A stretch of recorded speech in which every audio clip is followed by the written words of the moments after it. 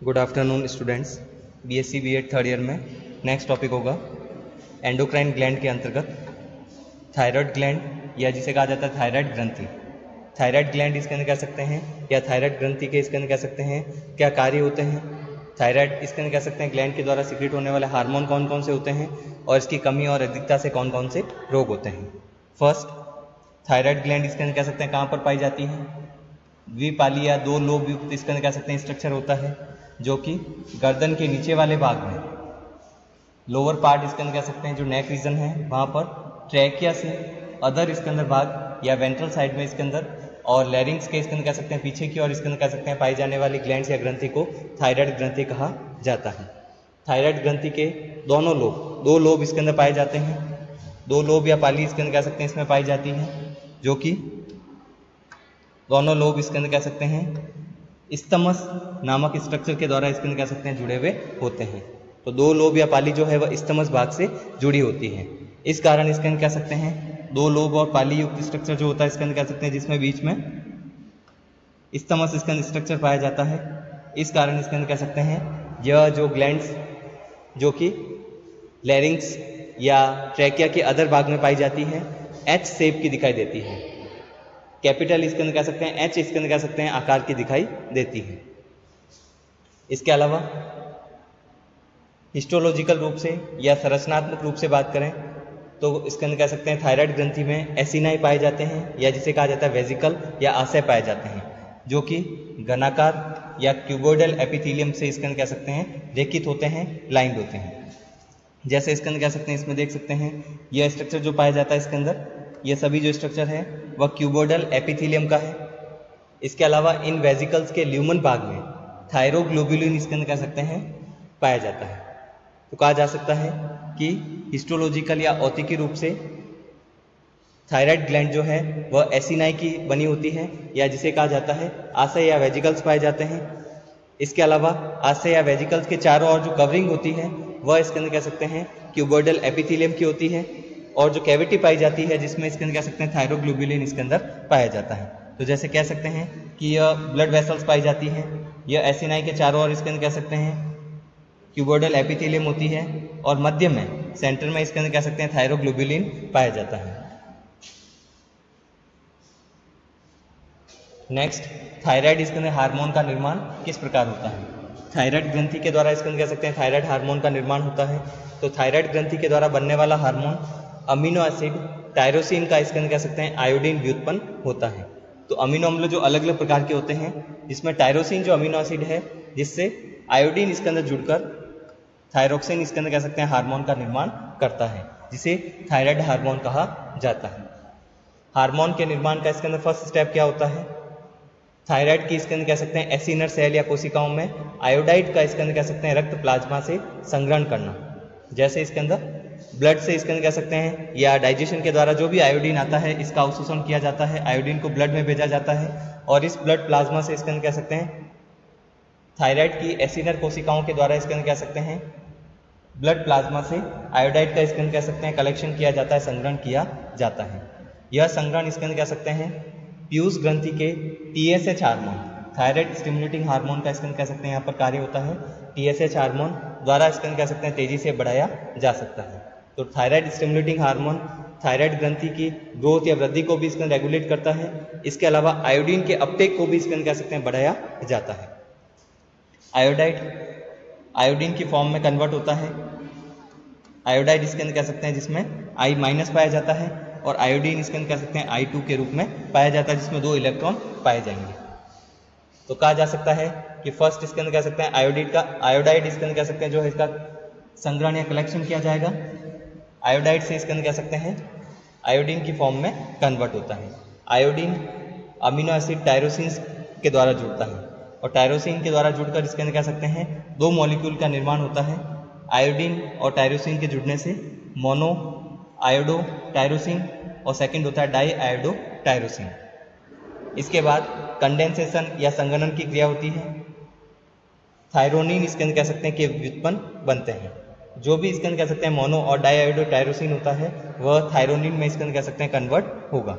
जैसे एक इसके अंदर कह सकते हैं मोनो इसके अंदर कह सकते हैं, और एक डाई आयोडो इसके अंदर कह सकते हैं टायरोसिन मिलकर ट्राई आयोडो इसके अंदर कह सकते हैं थायरोनिन का निर्माण करेंगे, क्योंकि मोनो आयोडो और डाई आयोडो 3 इसके अंदर कह सकते हैं आयोडीन है। इस प्रकार इसके अंदर कह सकते हैं जो थायरोनिन बनता है इसे ट्राई आयोडो थायरोनिन कहा जाता है।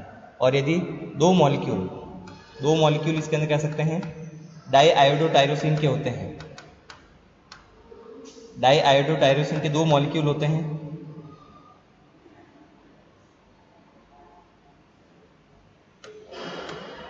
टायरोसिन इसके अंदर जो मॉलिक्यूल पाया जाता है 2 मॉलिक्यूल होंगे, तो इस प्रकार इसके अंदर कह सकते हैं बनने वाला इसके अंदर थायरोनिन जो है वह टेट्रा आयोडो थायरोनिन कहलाता है।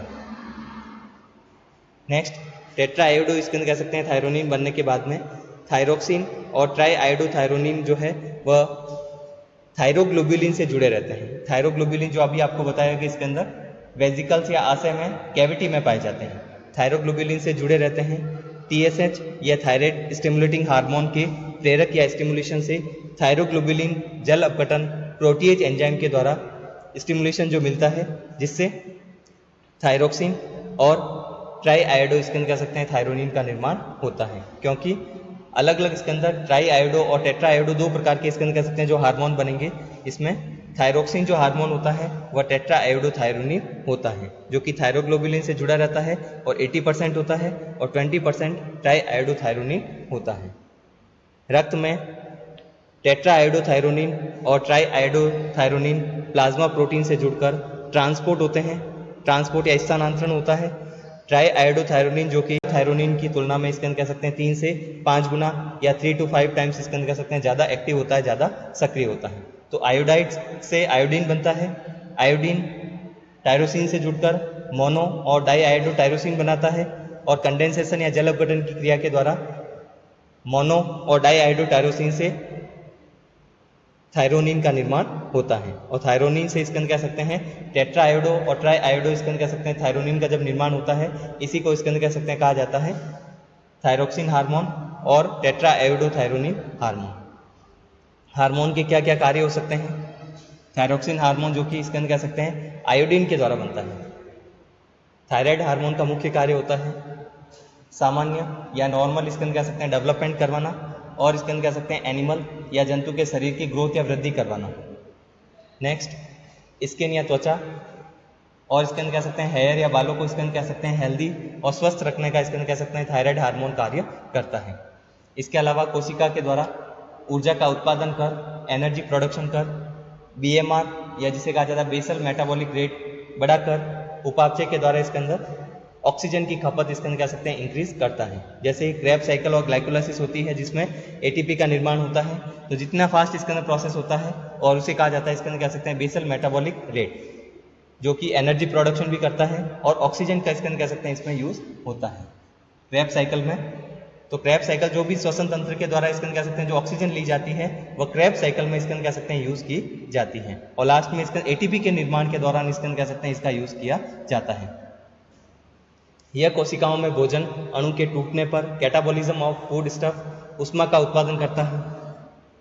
इसके अलावा हार्मोन हार्ट बीट या हृदय दर की को भी इसके अंदर कह सकते हैं ब्लड प्रेशर को इसके अंदर कह सकते हैं इंक्रीज करने का कार्य करता है। ग्लूकोज का इसके अंदर इंटेस्टाइन के द्वारा एब्जॉर्प्शन या अवशोषण। इसके अलावा ग्लाइकोजिनोलाइसिस जिससे इसके अंदर ग्लाइकोजन से ग्लूकोज का निर्माण होगा। डीएमिनेशन अमीनो एसिड का इसका डीएमिनेशन का अर्थ होता है NH2 ग्रुप का रिमूव होना। इसके अलावा ग्लूकोनियोजेनेसिस को इसके अंदर कह सकते हैं इंक्रीज करता है। तो नए स्रोत या नॉन कार्बोहाइड्रेट सोर्स से ग्लूकोज का निर्माण करना ग्लूकोनियोजेनेसिस कहलाता है। ग्लाइकोजिनोलाइसिस इंटेस्टाइन से ग्लूकोज का एब्जॉर्प्शन करवाना और नेक्स्ट डीएमिनेशन करवाना, ये सभी कार्य थायराइड हार्मोन इसके अंदर के द्वारा स्टिमुलेट किए जाते हैं। एम्फीबियन या उभयचर में इसके अंदर कह सकते हैं मेटामॉर्फोसिस या कायांतरण की क्रिया होती है जो कि नॉन कोऑर्डिनेट में भी मुख्य रूप से पाई जाती है। तो इसके लिए भी इसके अंदर कायांतरण या मेटामॉर्फोसिस के लिए जो हार्मोन होता है वह थायराइड हार्मोन होगा। इसके अलावा रिप्रोडक्शन या जनन और कोशिका कार्य की सेल इसके अंदर फिजियोलॉजी के लिए भी इसके अंदर कह सकते हैं सेल फिजियोलॉजी या इसके अंदर कोशिका की जो कार्य की होती है इसे रेगुलेट करने का या नियमन करने का कार्य भी इसके अंदर कह सकते हैं किसके द्वारा किया जाता है? हार्मोन थायराइड हार्मोन के द्वारा किया जाएगा। थायरोक्सिन हार्मोन इसके अंदर कह सकते हैं जब कम सिक्रेट होता है या जिसे कहा जाता है हाइपोसिक्रेशन। थायराइड हार्मोन की कमी से विभिन्न स्कंद कह सकते हैं डिसऑर्डर या विकार स्कंद कह सकते हैं उत्पन्न होते हैं। फर्स्ट, इन्फेंसी या शिशु अवस्था में जब स्कंद कह सकते हैं, जिसे कहा जाता है रेटिनिज्म। शिशु अवस्था में या इन स्कंद कह सकते हैं फैंसी या शिशु अवस्था में जब स्कंद कह सकते हैं थायराइड हार्मोन का कम सिक्रेशन होता है तो रेटिनिज्म पाया जाता है। इसमें स्केलेटन या कंकाल का स्कंद डेवलपमेंट जो होता है स्कंद कह सकते हैं हार्मोन की कमी के कारण स्कंद कह सकते हैं कम होगा, शरीर की वृद्धि अवरुद्ध हो जाती है। इसके अलावा बेसल मेटाबॉलिक रेट में कमी आती है। इसके अलावा पल्स रेट, रेस्पिरेशन रेट कम हो जाती है। श्वसन दर स्कंद कह सकते हैं कम हो जाती है जब स्कंद कह सकते हैं शिशु अवस्था में थायराइड हार्मोन का सिक्रेशन कम पाया जाता है। इस कंडीशन को रेटिनिज्म कहा जाता है। नेक्स्ट, तंत्रिका तंत्र के सामान्य विकास स्कंद कह सकते हैं नॉर्मल डेवलपमेंट जो पाया जाता है तंत्रिका तंत्र का नहीं होगा, या स्कंद कह सकते हैं मेंटल डेफिशिएंसी पाई जाती है। जनन अंगों का स्कंद कह सकते हैं द्वितीयक जनन लक्षण का स्कंद कह सकते हैं डेवलपमेंट इसके अंदर अवरुद्ध हो जाता है या रिटार्ड हो जाता है जब जंतु में स्कंद कह सकते हैं या एनिमल में स्कंद कह सकते हैं थायराइड हार्मोन की कमी होती है। एडल्ट या वयस्क जंतु में यदि हार्मोन की कमी होती है तो इसे स्कंद कह सकते हैं कौन सी डिजीज उत्पन्न होती है, जिसे गल रोग कहा जाता है या गल डिजीज या मिक्सो एडिमा। मिक्सो एडिमा में कौन से लक्षण पाए जाते हैं स्कंद कह सकते हैं मनुष्य में बेसल मेटाबॉलिक रेट, आधार उपापचय स्कंद कह सकते हैं दर कहा जाता है, शरीर का तापमान बॉडी टेम्परेचर, पल्स रेट कम हो जाती है, जिससे स्कंद कह सकते हैं मनुष्य स्कंद कोल्ड या स्कंद कह सकते हैं टेम्परेचर स्कंद कम होने से सेंसिटिव होता है, बहुत ज़्यादा सेंसिटिव होता है क्योंकि शरीर का तापमान स्कंद कह सकते हैं इंक्रीज नहीं हो पाता है। इसके अलावा सामान्य एडिमा जिसमें इसका हाथ और फेस स्कंद चेहरे स्कंद कह सकते हैं कि जो स्कंद स्किन या त्वचा है वह फूल जाती है। इसके अलावा स्कंद कह सकते हैं त्वचा स्कंद कह सकते हैं ड्राई या सूखी हो जाती है, खुरदरी हो जाती है, और हेयर स्कंद कह सकते हैं या बालों में स्कंद कह सकते हैं कमी होने लगती है, हेयर लॉस होने लगता है क्योंकि हेयर का नॉर्मल डेवलपमेंट, स्किन का नॉर्मल डेवलपमेंट स्कंद कह सकते हैं किसके द्वारा किया जाता है थायराइड हार्मोन के द्वारा। अतः कमी होने पर त्वचा और स्कंद कह सकते हैं हेयर या बालों को भी नुकसान पहुंचता है।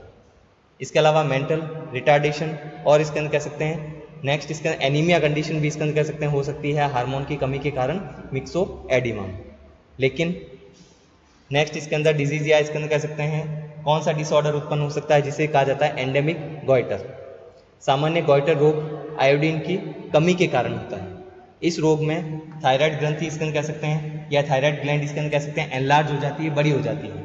जैसे देखते हैं कि इसका आयोडीन की कमी के कारण स्कंद कह सकते हैं गले में सूजन आ जाती है, फूल जाता है, जिसे स्कंद कह सकते हैं कहा जाता है थायराइड स्कंद ग्रंथि एनलार्ज या बड़ी हो जाती है, जिससे गर्दन पर स्कंद कह सकते हैं स्वेलिंग या सूजन दिखाई देती है।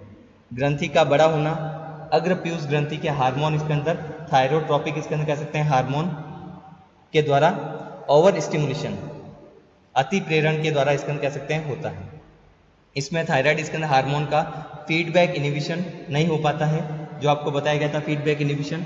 थायराइड स्टिमुलेटिंग हार्मोन जो है वह थायरोक्सिन का निर्माण करेगा और थायरोक्सिन हार्मोन की सांद्रता बढ़ती है तो टीएसएच हार्मोन का फीडबैक इनिबिशन होना चाहिए प्रोडक्शन स्कंद रोकने के लिए। जो हार्मोन स्कंद जिसका निर्माण कर रहा है, जिस हार्मोन का स्कंद प्रोडक्शन कर रहा है, तो फीडबैक इनिबिशन स्कंद कह सकते हैं यहाँ पर नहीं होता है, इसलिए हार्मोन की मात्रा स्कंद कह सकते हैं इंक्रीज होती जाती है और स्कंद कह सकते हैं थायराइड ग्लैंड स्कंद कह सकते हैं बड़ी होती जाती है, इसलिए स्कंद कह सकते हैं गर्दन वाले भाग में स्वेलिंग या सूजन दिखाई देती है। इसके अलावा आयोडीन की कम मात्रा या स्मॉल अमाउंट देने पर स्कंद कह सकते हैं आयोडीन की स्कंद कह सकते हैं कि कमी होने पर आयोडीन स्कंद कह सकते हैं यदि भोजन के साथ वापस लिया जाता है तो इस रोग से स्कंद कह सकते हैं उपचार किया जा सकता है। नेक्स्ट, थायरोक्सिन हार्मोन के हाइपर सिक्रेशन से स्कंद कह सकते हैं कौन सी डिजीज हो सकती है। हाइपर सिक्रेशन के कारण वयस्क अवस्था में मुख्य रूप से मनुष्य में स्कंद कह सकते हैं हाइपर थायरॉयडिज्म इसके अंदर पाया जाता है, जिसमें एक्सोप्थेल्मिक स्कंद कह सकते हैं गॉइटर डिजीज होती है या जिसे कहा जाता है ग्रेव डिजीज या ग्रेव रोग। तो एक्सोप्थेल्मिक स्कंद गॉइटर या ग्रेव रोग थायरोक्सिन हार्मोन की अधिकता से होने वाला रोग होता है, जिसमें बीएमआर या बेसल मेटाबॉलिक रेट इसका इंक्रीज हो जाती है, जिससे इंडिविजुअल बेसल मेटाबॉलिक रेट बढ़ती है, एटीपी का उत्पादन ज़्यादा होगा और हीट इसके अंदर या उष्मा का उत्पादन इसके अंदर कह सकते हैं जंतु में या मनुष्य में ज़्यादा होता है। इसलिए इंडिविजुअल जो मनुष्य है स्वयं स्कंद जलने जैसा बर्निंग हिमसेल्फ स्वयं इसके अंदर कह सकते हैं जलने जैसा महसूस करता है, क्योंकि उष्मा का प्रोडक्शन इसके अंदर कह सकते हैं ग्रेव डिजीज में ज़्यादा होता है। इसके अलावा रेस्टलेस, थकान, एंजाइटी, पेशियों में इसके अंदर कह सकते हैं, मसल्स में इसके अंदर कह सकते हैं वीकनेस या कमजोरी होना, वेट लॉस या भार में कमी आना, ये भी लक्षण इसके अंदर ग्रेव डिजीज में पाए जाते हैं। हार्ट रेट या हृदय दर, पल्स रेट के साथ साथ इसके अंदर कह सकते हैं रेस्पिरेशन रेट या श्वसन दर भी इंक्रीज होती है। शरीर का तापमान बढ़ने से इसके अंदर कह सकते हैं स्वेटिंग भी ज़्यादा होती है, एक्सेसिव इसके अंदर स्वेटिंग या पसीना भी ज़्यादा आता है। अधिक हार्मोन के सिक्रेशन को इसके अंदर कह सकते हैं थायराइड ग्लैंड को हटाकर उपचार किया जाता है। तो यदि इसके अंदर कह सकते हैं ग्रेव डिजीज है, हार्मोन की अधिकता है, तो थायराइड ग्लैंड को हटाकर थायराइड ग्लैंड नहीं होगी तो हार्मोन का प्रोडक्शन भी नहीं होता है। नेक्स्ट, पैराथायराइड इसके अंदर ग्लैंड या पैराथायराइड ग्रंथि, जो कि मुख्य इसके अंदर कह सकते हैं अंतःस्रावी ग्रंथि होती है। फर्स्ट पिट्यूटरी ग्लैंड या पीयूष ग्रंथि, सेकंड थायराइड ग्रंथि, थर्ड हो सकती है पैराथायराइड ग्रंथि। पैराथायराइड ग्रंथि जो है वह संख्या में 4 होती है, जो इसके अंदर कह सकते हैं थायराइड ग्रंथि लोब या पाली के रूप में पाई जाती है। प्रत्येक लोब या पाली पर 2 इसके अंदर कह सकते हैं पैराथायराइड ग्रंथि पाई जाती है। तो कुल इसके अंदर कह सकते हैं 4 इसके अंदर पैराथायराइड ग्रंथि इसके अंदर दोनों लोब पर पाई जाती है। इसके अलावा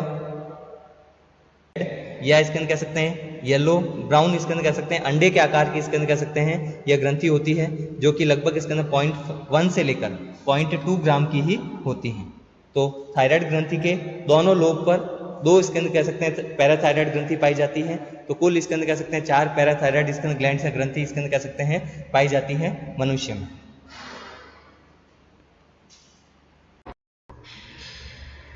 पैराथायराइड हार्मोन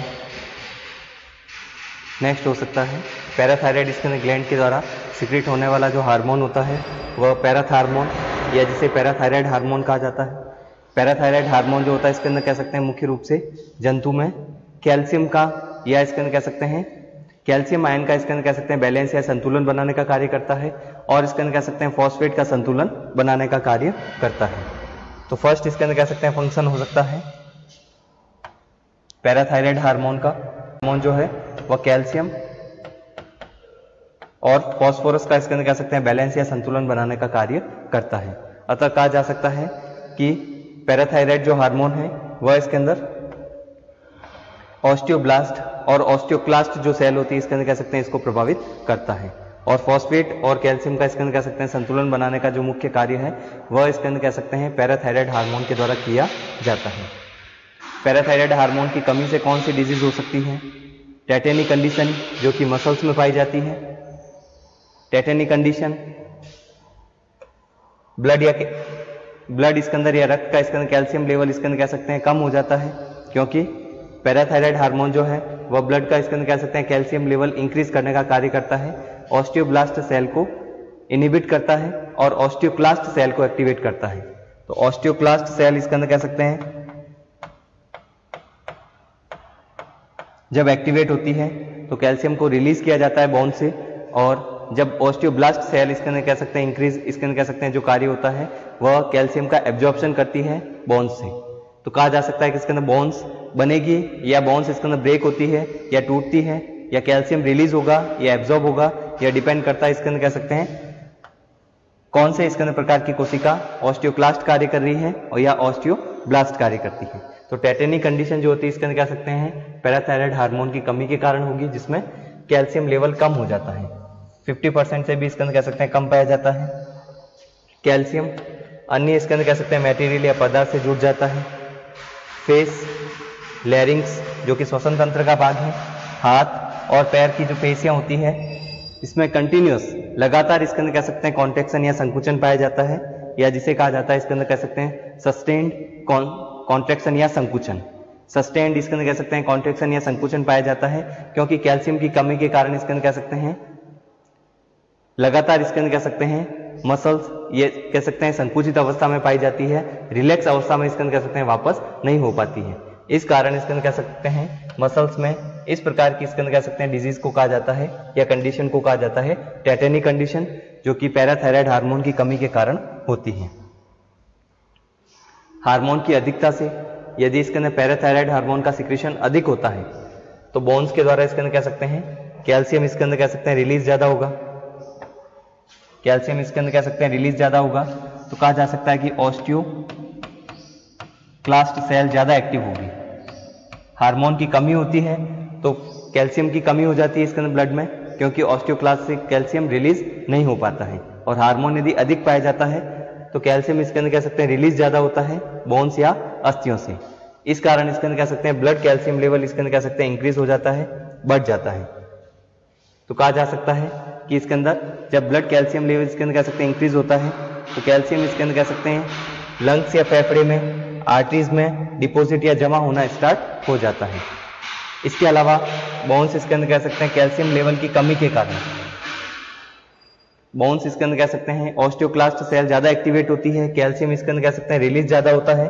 इस कारण इसके अंदर कह सकते हैं बोन्स सॉफ्ट हो जाती है या इसके अंदर कह सकते हैं कम मजबूत हो जाती है, स्ट्रांग नहीं रहती है कैल्शियम की कमी के कारण। इस प्रकार की कंडीशन को इसके अंदर कह सकते हैं कहा जाता है ऑस्टिटिस फाइब्रोसा सिस्टिका, क्योंकि बोन्स में इसके अंदर कह सकते हैं ऑस्टिटिस का अर्थ होता है इसके अंदर बोन्स या अस्थियों से संबंधित होता है।